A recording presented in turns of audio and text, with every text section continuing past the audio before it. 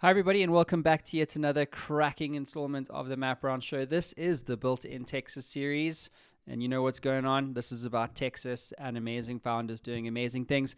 With me on the line is Ian and Niklaus. Yes, after Jack, Niklaus, the co founders of Ctrl.golf. Welcome, gentlemen.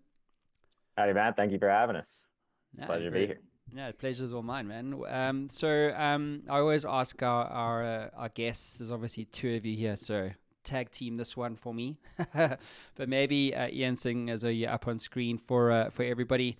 How did you guys meet? Because it seems to me like this was an interesting connection that you guys made to create or found this company. Yeah, you bet. And you'll have to tell me when to stop talking because it's a story and I love telling it. So originally, Control, and I know we'll dive into it, was started by me over at Texas A&M University. It was a really big deal to try and find a home for this new technology rather than force the technology into a home. And so they taught us, customer interview after customer interview after customer interview. They're only like 7 minutes. A buddy of mine said, "Hey, I live with a PGA pro. Why don't you go talk to him?" And that turns out to be Nick. I went, I sat down with the guy, and instead of 7.5 minutes, we talked for 2 hours straight before I had to leave and go to class.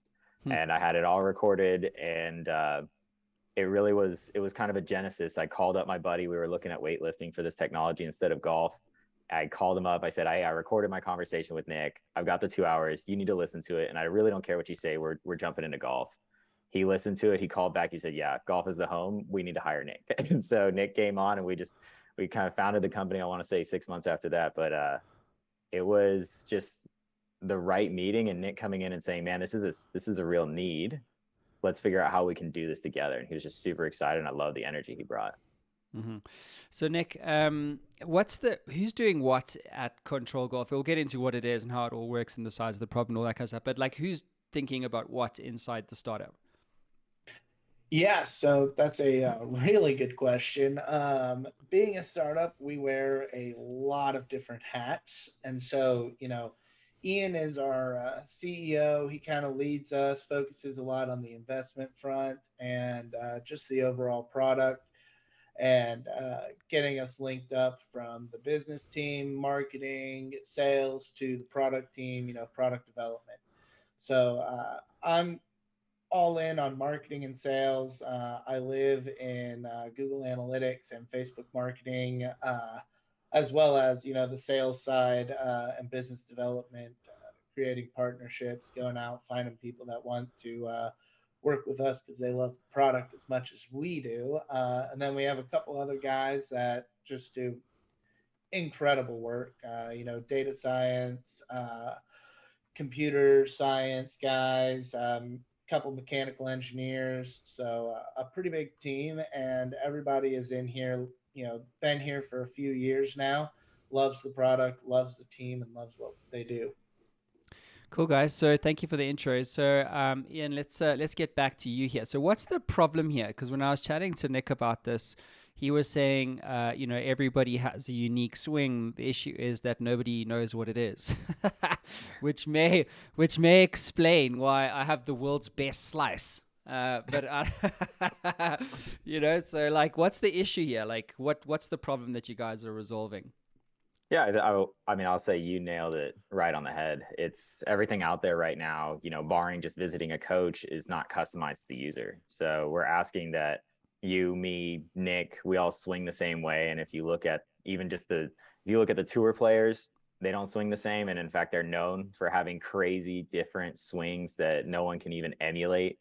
And then you go down to the amateurs, there's not a single person out there that has the same swing, yet everyone wants to swing like Tiger. And I'm not saying that doesn't sound cool.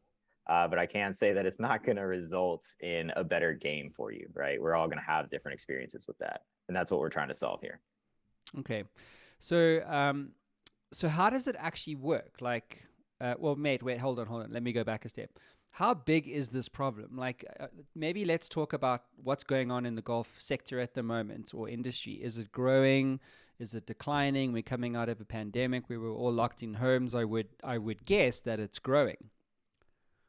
Yeah, so actually, the golf was super interesting. Largest boom we've probably ever seen. It's between this and Tiger Woods being popularized as to golf's biggest growth. So golf grew astronomically with the pandemic because it was one of the activities that you could actually go outside and do from the lock-ins. So people were still going out and playing golf and getting out into nature. And so a lot of people found a love from that.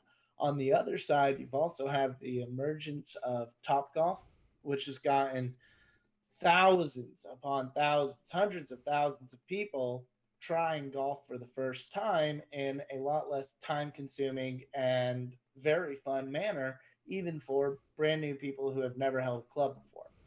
So we're at a point where, golf and technology is booming and more new people are coming into the game every single day, but nobody knows how to get better. Golf is the hardest sport out there. You can bring me arguments to other sports, and I'm gonna argue with you all day because it's golf, right? Golf's the hardest sport there is. Um, Par is what everybody is trying to shoot. That's the goal, right? Shoot even par for 36 or for 18 holes, as many as possible, right? And so 36 on 9, 72 on 18 holes. The amount of people that can actually do it is close to 1%. So of golfers out there. So hundreds, thousands, millions of golfers can't get to par. So it's a massive problem. And what we're trying to do is make golf more fun, go a little faster because you're not looking for your ball the whole time, and making good contact so that you want to keep coming back. With golf, you have that one shot that you hit. You're frustrated all day. Sometimes you're not playing good. Then you'll hit that one shot. It's like, okay, I'll be back tomorrow. Let's go.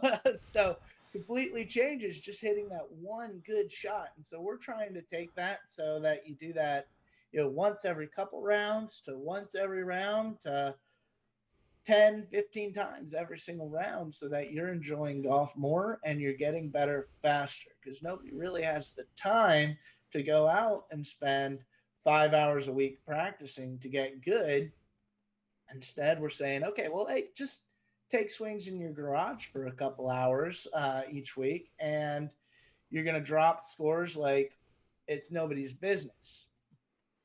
Well, I'm in. Like it's legit. Like my father-in-law actually plays a lot of golf, and I always ask him, so how? Because he plays like every Thursday, and I always say to him, like, so how did it go? And it's usually like the Saturday. And depending on like how he played, he doesn't want to talk about it at all, or he's feeling like, yeah, like I can really like improve my game because obviously, if you are able to actually improve it, like the whole experience of it, like your passion for it, your interest in it, obviously all those things go in the kind of positive uplift, don't they?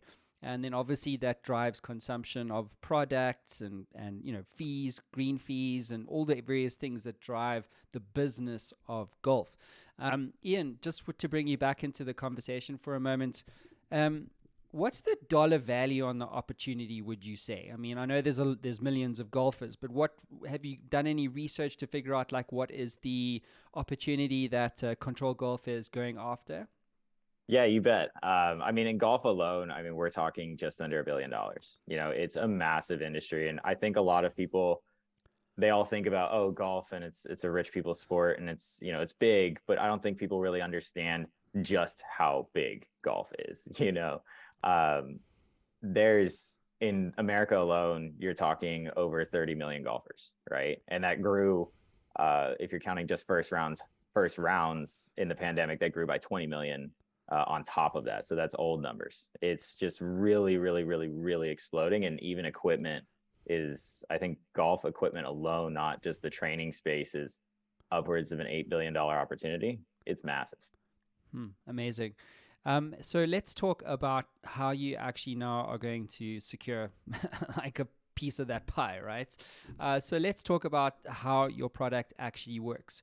So either one of you guys can lead on this one, but what have you guys actually built? Like, what is the technology? How does it work? Walk us through all of that.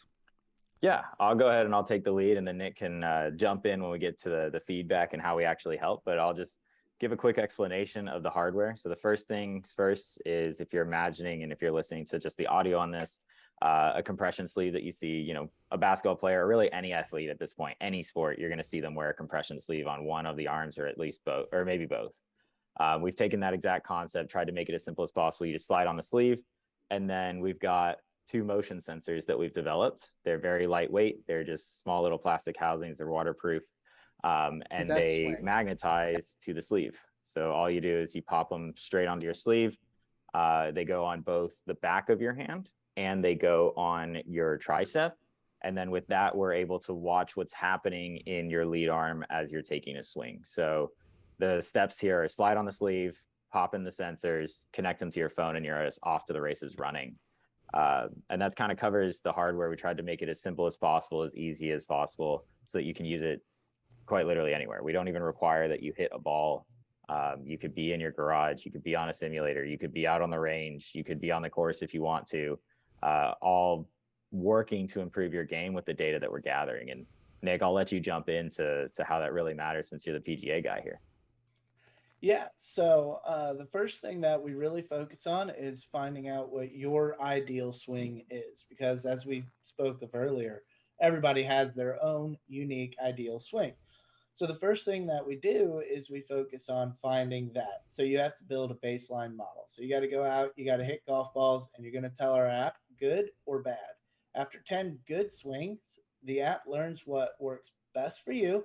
It learns that ideal swing and starts giving you feedback. Okay. So the feedback is going to be based on your tempo ratio, your backswing timing, downswing timing, club face, and club path, right? The most important of those is, without a doubt, tempo. Any pro golfer you look at, the best players in the world, they all have different tempos one from the other. So they're all unique. But every time they hit a golf ball, their tempo is the exact same, for that individual golfer. So Hayden Springer has the exact same tempo, right? Dustin Johnson has the exact same tempo every single time he hits the ball, but it's different from Hayden Springer. So you'll see a wide variety of tempos, that backswing timing and downswing timing, and then the ratio as well. Variety, thousands, hundreds of thousands of unique tempos, right? And no one actually works for every single person. We all have different tendencies. We all have different body types. We all have different injuries that we're getting over, that we've gone through. So everybody's body is a little bit different. And so that's where that unique ideal comes into play. So tempo, if you can get your tempo to be the exact same every single time, you're going to hit the ball like a PGA pro. There's just, nothing else to it. The other stuff, having club face and club path, that's going to help you a lot to know where the ball is going to end up. And if you know where it's going to end up every single time, you're going to play a lot better golf, right? If you can say, yeah, I know it's going to land, 10 feet right of where I'm aiming, and, exactly how far every single time, that's all golf is, right? Just play your myth, play to it, and you're going to be a much better golfer.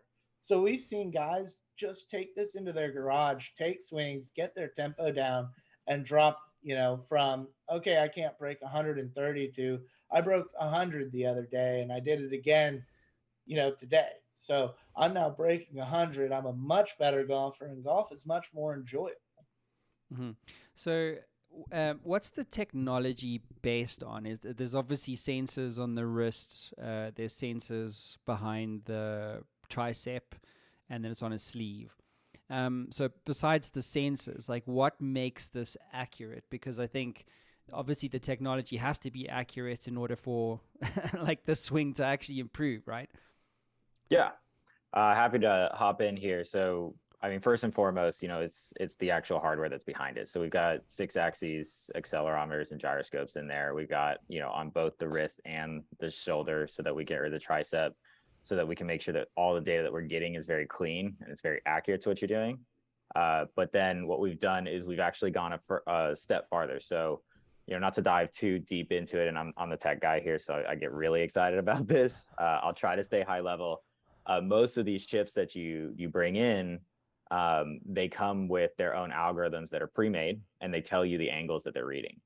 But those are not appropriate for golf. They don't sample fast enough, and they're not accurate enough for a motion that is as fast as a golf swing. I mean, you're talking about a golf swing being less than, in some cases, less than like half a second if you're really fast. So what we've done is we've actually taken it, worked with the chip manufacturers, and made it so that we're just reading the raw data. We're reading it as fast as we possibly can. I'm talking, upwards of 400 to 500 readings per second as we go forward. And then we hired on, I'm really glad we did, we hired on a PhD candidate to come in and make sure that we were actually building everything right off of those algorithms, because they're very complex. These are the same chips that are in your cars, that are in your Teslas, that are in your Apple smartwatch, any of those things. It's a very complex algorithms that you're doing to try and merge this data together. So we got that guy. And then also we worked with one of the top motion algorithm developers,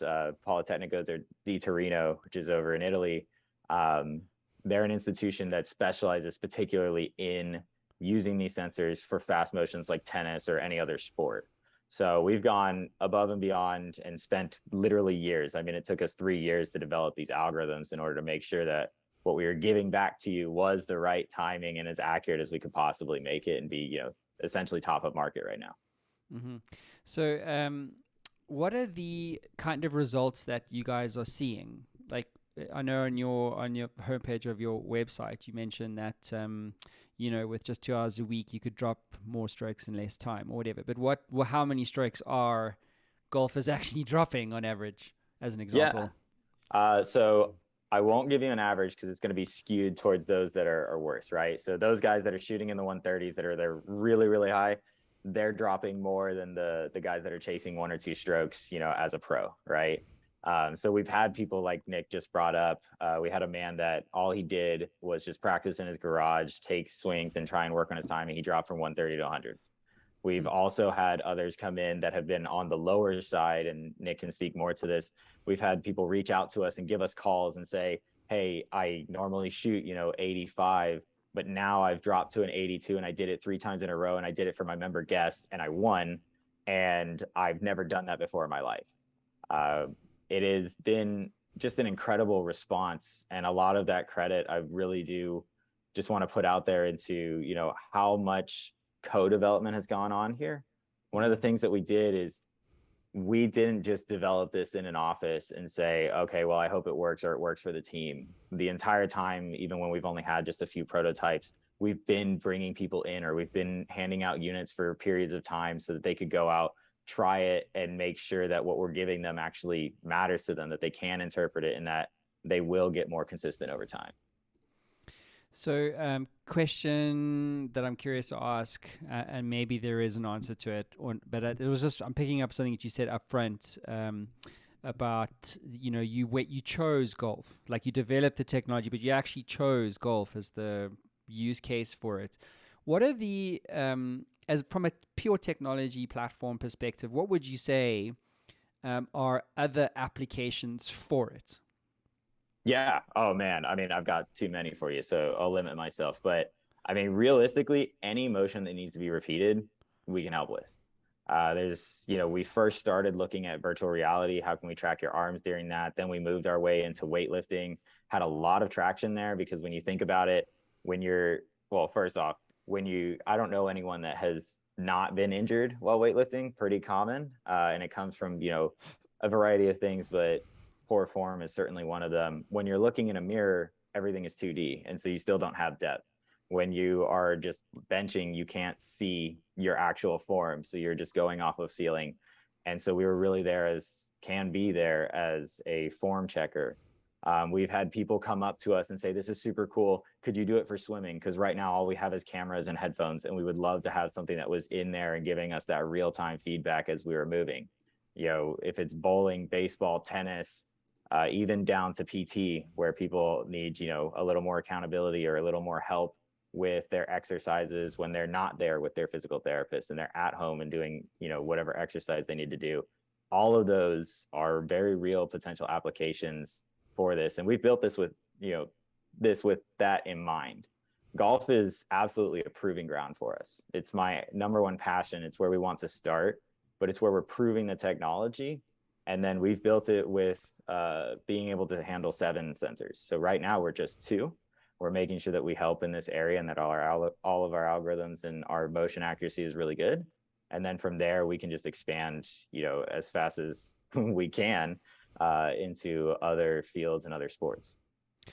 So this is obviously a B2C play, I would imagine, or is there a B2B strategy here also? I'll let Nick handle the B2B side. I'll say that the vast majority is B2C. We kind of view, especially golf, we view it as this pyramid, right? You've got all of the general amateur golfers, and then you start to move your way up as you get more into the pros and as you get more into the coaches.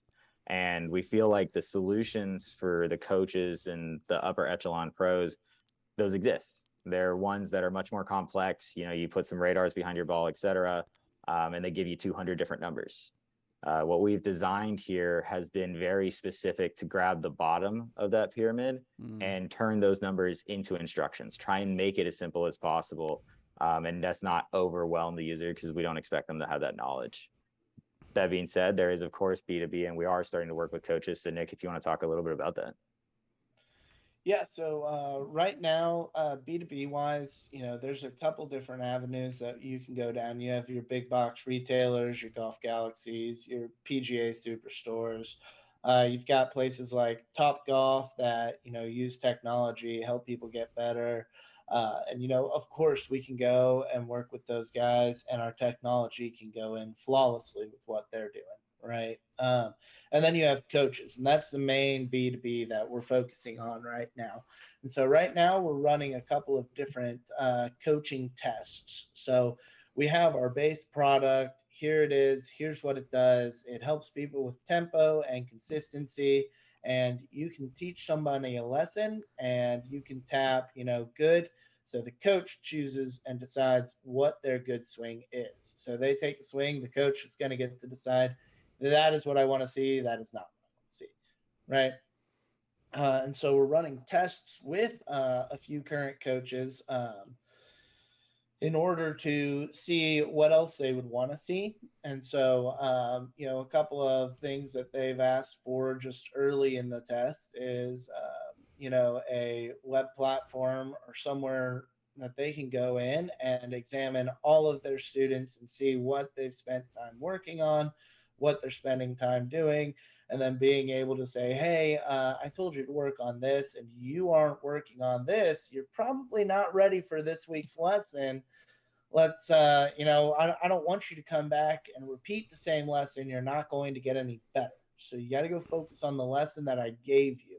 That's one of the biggest pain points of coaching is I send out a student and I say, hey, this is the drill you're doing. This is how many times you need to do it. This is why you need to do it.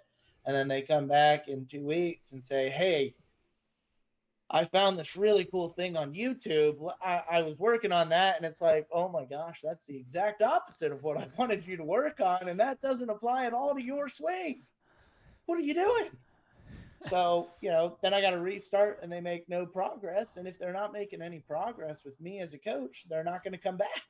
Right. So one of the biggest pain points is actually doing what the coach has instructed you to do. And that's something we can help with a lot. So basically golfers are like children.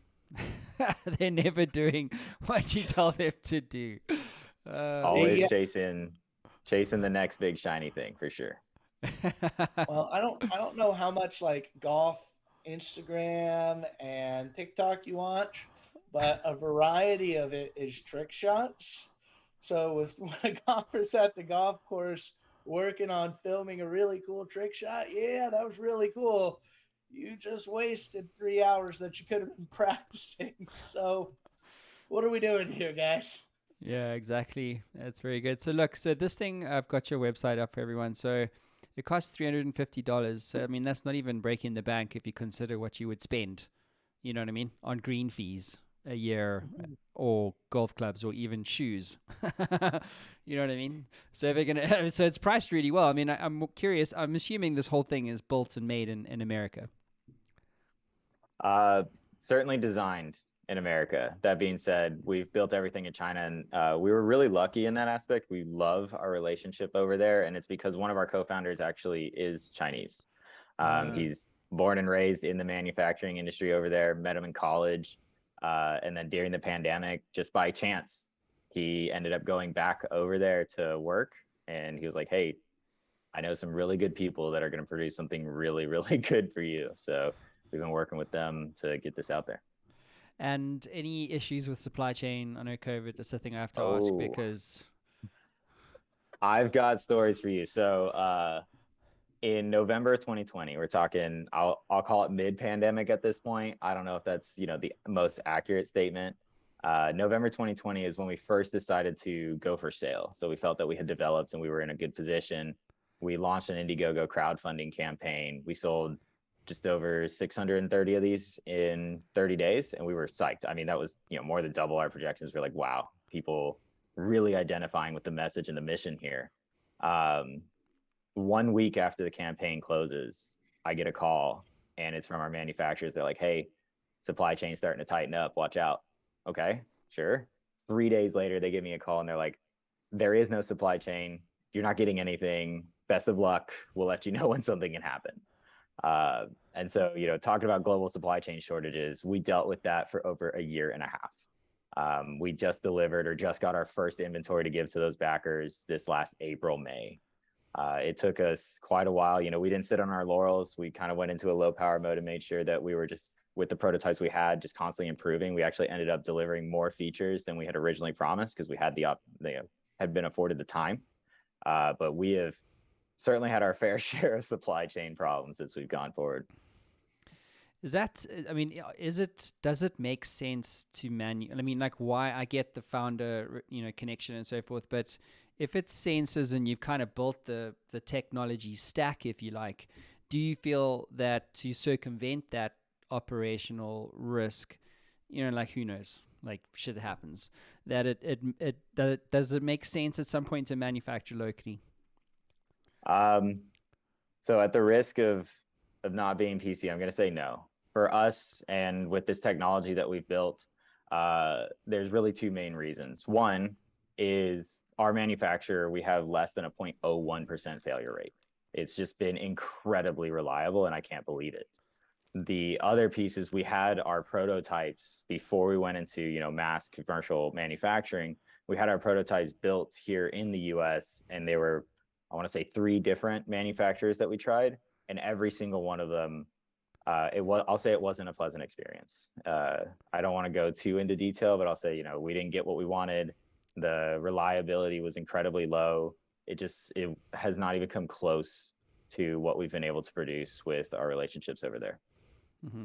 Fair enough. I mean, if that's the way it is, that's the way it is. I'm curious to talk about scaling up. How do you scale something like this? You have a manufacturing partner in China.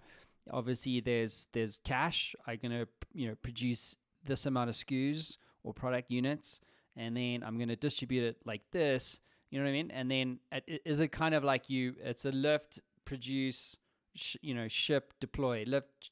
Is that what it looks like? And so because I'm asking from an investor perspective, a lot of investors listen to the show.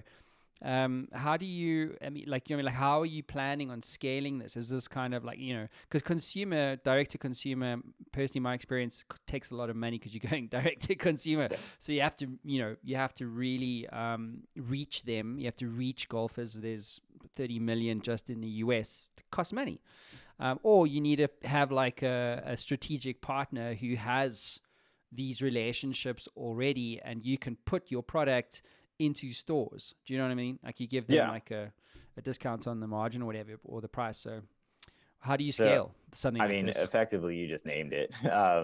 We started certainly, we know that golf is incredibly word of mouth heavy, right? It's one of those industries that more than any other I've ever experienced is get someone to try it, have them fall in love with it, and then they'll start sharing it out. You're absolutely right. It's incredibly expensive to get in front of people, especially as a new brand, especially as, direct to consumer. And so as it stands now, of course, it is exactly the lift process that you just described. where we would like to go and what we're starting to build relationships for is, along those lines of retailers and getting in front of, once we have the word of mouth and bringing things in much more organically over time. Moving things in bulk is, and just for the entrepreneurs out there and for the investors, is absolutely ideal for us, because what you can do is you can change the order of the 1, 2, 3 that you just said, and you can kind of slot in the cash, before the manufacturing, or, I guess you could do that, or you could even just have the manufacturing be just completely paid for up until that point. As a hardware company, that's one of the things that you're always going to face. And, but also, on the flip side, the advantage of being the hardware company is that we're the ones that have set up that supply chain. Not a lot of people can come in and do that, especially in a short period of time. So like, we've done all the heavy lifting. Now it's just about getting the distribution channels out there, getting our name out there, and then the scaling will come with that. Mm-hmm. So I'm just curious now, because but for my information, does it make sense if someone is, let's just say, and I'm asking for other founders here, so I know quite a few actually are doing hardware. Yeah. It's not even like hard software or hard science, it's like it's hardware, and hardware is just hard. And so if you're trying to scale something like this, does it make sense from your experience or from your point of view to ever give your manufacturing partner an equity share in your startup so that you get continuity of production? You know what I'm saying? Like, because if your production stops, or maybe preference, like I have other things I'm manufacturing, I know you need, it's like Nike, right? Like they had a very specific partner, and they incentivized them from a production perspective so that they could ultimately put more shoes on shelves. Yeah, that's a really interesting question. So does it ever make sense? I'll say yes, it can. Absolutely. Like, I wouldn't rule it out. The one thing that you got to think about with equity, is A, a vesting schedule. So like, be careful there, but B, like, you want to use it as strategically as possible to open more doors for you. And if it takes that to get preference with these guys, and that the manufacturer is great and it's going to work out for you, then I wouldn't ever, take it off the table. We're in a unique position here where I get to say that we haven't done that, just because we have the personal connection and we have the man on the ground over there to make sure that we are always top of queue with them, and that they like us, and that we have a really strong relationship. But, when we're talking about manufacturing, we're talking about hardware and how really hard hardware is. You want to have, and you need to have, an amazing relationship with your manufacturer, if not 2 or 3. It's just the nature of the beast, where someone can come in and throw a lot of money, and now they're priority. And I get it. Like, if you're running a business, okay, fine. But if you got to hand out, just a little bit of equity to make sure that you're going to be able to secure that spot at all times, and you're always in a great relationship with them, I couldn't say that that's a bad move. Mm-hmm. Are you in a raise now? We're not in a raise right now. We're thinking probably within the next 3 or 4 months or so. One of the things that we really want to do is just kind of hunker down and capitalize on this holiday season. It's going to be the first holiday season that we've ever gone through. So that's all focus, all eyes are there. And then, of course, as we go through the holiday season, it's only going to make us, give us an even stronger story as we go into the new year and we start considering a raise. Mm-hmm. Yeah, it seems to me like, well, all startups are in a raise. They're in denial this quarter.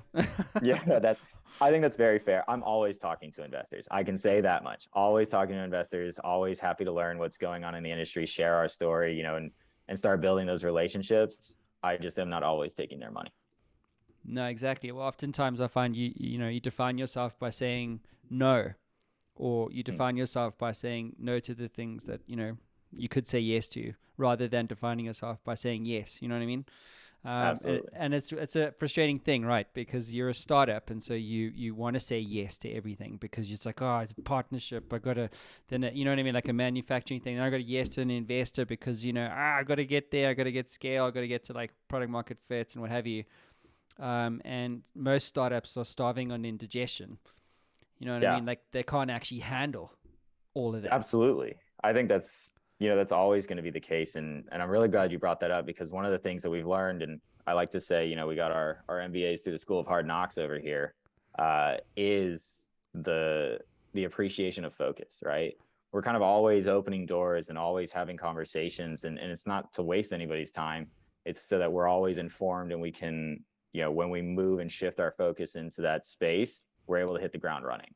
But as we go day to day, we're always honed in on exactly what we need to be doing. And we kind of, push out the rest of that noise, because there's so much happening. I mean, if you think about even just running a website, or, you running this show, there's 1900 different things that you could be doing to get more people on it or more people listening or anything like that.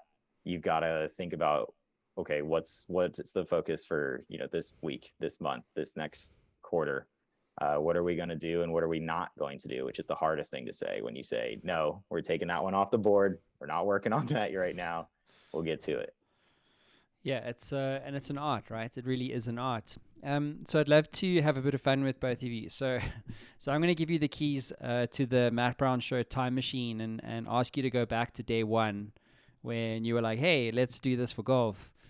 And if you could go back to yourself and give yourself one piece of advice about building control golf, what would that piece of advice be? I'll go first. That piece would be patience. I think, I took, and again, we're going back, by the way, we're going back to 20-year-old Ian, 21-year-old Ian. Man, the first thing I thought was, wow, we're bringing tech to golf.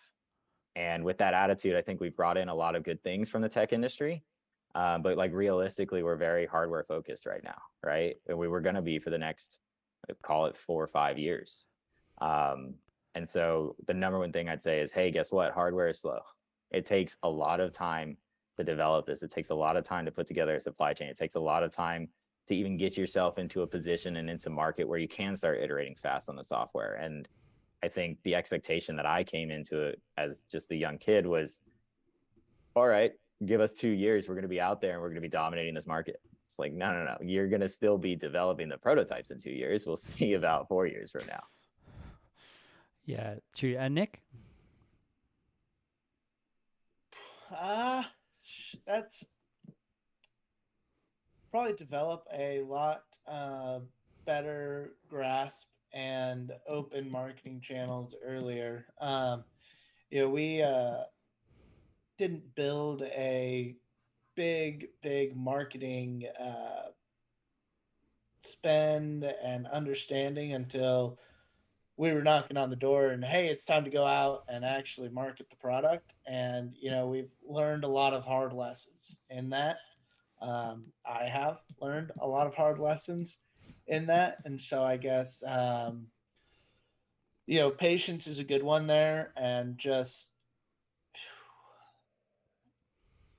having a better understanding of e-commerce and the difficulty that it brings to the company and advertising. Yeah, it is a process. That's why they say, it takes 15 years to become an overnight success.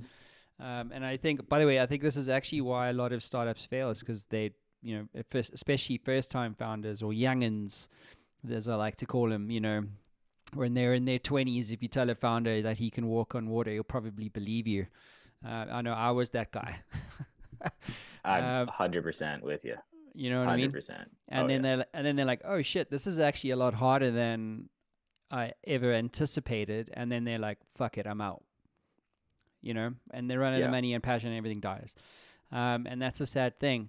But I'd love to maybe stick with you, Nick, for a moment, just on the marketing side. If I think about Nike and these big Titleist and these brands, it's like the role of influencers, right, in your go-to-market strategy has to be something that you're considering. I would imagine, like if you mean your champagne problem would be Tiger Woods wearing your sleeve and having a video of him swinging a club, like that would be something that would seriously drive sales, wouldn't it? Potentially. I think the name Tiger Woods absolutely would drive sales. What we've kind of seen in some of our competitors that are going out and getting big name PGA guys is that it's not really influencing their sales. So, not to name names or shovel, crap onto people, but one of our, competitors has Bryson DeChambeau on board.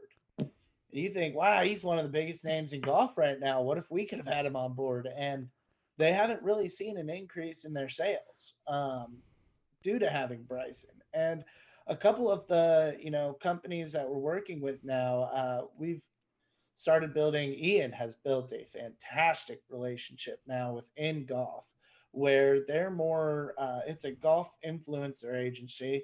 They're superb. They connect you with a lot of great people. So we got connected with Andrew Jensen and Clubface UK recently.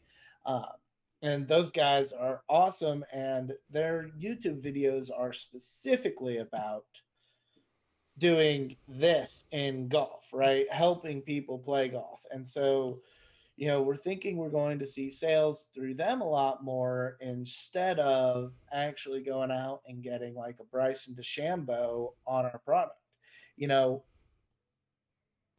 Conventional wisdom would say, yes, go get your DeChambeau, go get your, Rory McIlroy, whoever, and get them on your brand.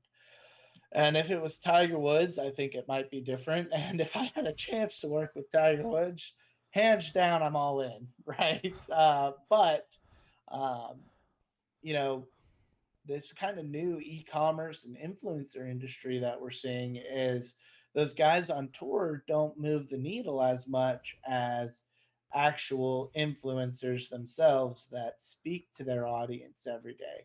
And so I think, that's where our target is going mainly to those influencers, finding those influencers and actually getting them to give us the time of day. We've reached out to hundreds, thousands of influencers like, hey, you interested? And never heard back. So, you kind of got to start. What we've learned is you got to start with kind of the lower tier influencers, get a little bit of your name out there, build a name, then, a next tier, then the next tier, then you get to the high tier guys.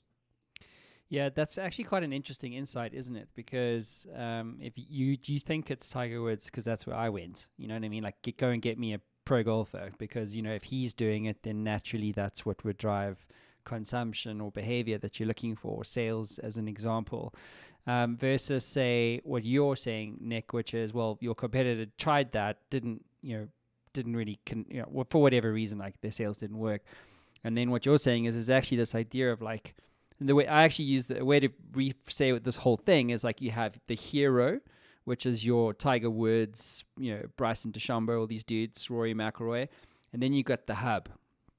Right now, the hub is more like your influencers, the people with the attention of golfers. Obviously, everybody does, but they have like a direct weekly interaction with or daily interaction with their influencers. And then the hygiene is really the golfers themselves, isn't it? And what you're playing is like in this middle of the pyramid, or like the jam in the middle of the donut. That's where you feel like your go-to-market leverage would be. Yeah, I'd say that's a fairly good analogy. And I think it's because your influencers, they're in the middle. They're talking to their audience. They have interaction with their audience. So when they say, "Hey, I use this, go use this," they listen, right? Their audience listens because their audience sees them as their friend, right? Whereas Tiger Woods, and I think Tiger Woods would be different because nobody has created a golf boom like Tiger Woods has. Just hands down, nobody's done it like Tiger Woods, except for Jack Nicklaus. But your Bryson DeChambeaus, your Rory McIlroys, they can create a little bit of excitement, but every time they say, "Yeah, I use this product," everybody and their mother knows they're being paid to say that. Do they actually use the product? I don't know, right? So the influencers just have a lot more word of mouth. Your friend uses this kind of impact than, oh, hey, yeah, this pro says he uses it. Agree. It's like a referral network as opposed to top down. So Ian, just to a couple more questions, guys, and then we'll wrap up. But Ian, what's the ultimate contribution you hope to make to the world through the application of this technology? Obviously, you guys are in golf at the moment, but what's the vision for this whole thing? I mean, it all comes down to personalization. Why does everyone see a coach? Why are coaches so good for everyone? And it's because they adapt, but there's only so many, and there's only so much experience out there. And, putting people, and I think you're just seeing this, I'm not going to say it's a renaissance yet, it's on its way. But you're seeing this movement where people are tired of like what I'll call cookie cutter solutions. And that's across the board. That's not just in golf. That's anywhere that you go. Whether it's sports or even just, other applications out there, you don't want to be put into a mold that someone says is the best versus like actually adapt to the person. So, what we're trying to accomplish, where we want to go with this thing is any industry that'll take us that is looking for that personal piece. It's all that matters is that we're giving different feedback to everyone so that it matters to them and they improve much faster than trying to completely change their motion and blow things up just because, it doesn't know that I have a shoulder injury. It doesn't know that I'm not as flexible as, other people are. It's just basing everything off of math that says, call it your tempo ratio is a 3-to-1. Maybe mathematically that makes sense, but that's not what works for everyone out there. And you're not going to see that on, hardly anyone. So really where you want to take it is just, I'd like to see it in every sport possible, of course. And I'd like to see that we really start a movement here, whether it's us or we're the genesis of it, where everybody understands, this is all being built for me. Everything that it's telling me is for me, and that's going to produce the best results for my body. Incredible. Last question for both of you, but why do you guys do what you do? Like when you wake up in the morning, what gets you out of bed? I have the history of answering first. Yeah, I figured you'd ask. I do it because it's fun. And, you talked about earlier, you dropped like the 15-year, overnight success, right? Like I like to think of it like a 10-year overnight success. Everyone is like, oh man, Netflix changed the world. Tesla changed the world. All these things are happening. And they literally write articles like overnight success. And you're like, well, they were founded 10 years ago. They've been grinding this whole time, right? In order to do that, and I see that, I understand, this is year 5, year 6 of what we're doing here. It takes a long time.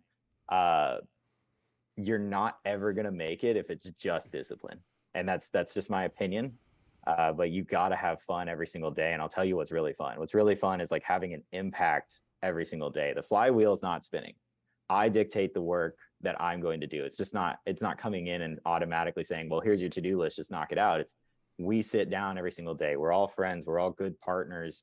We are in a team dynamic where it's just an amazing environment to be in. And everything we do has a significant impact on the next day or the next week or the next month.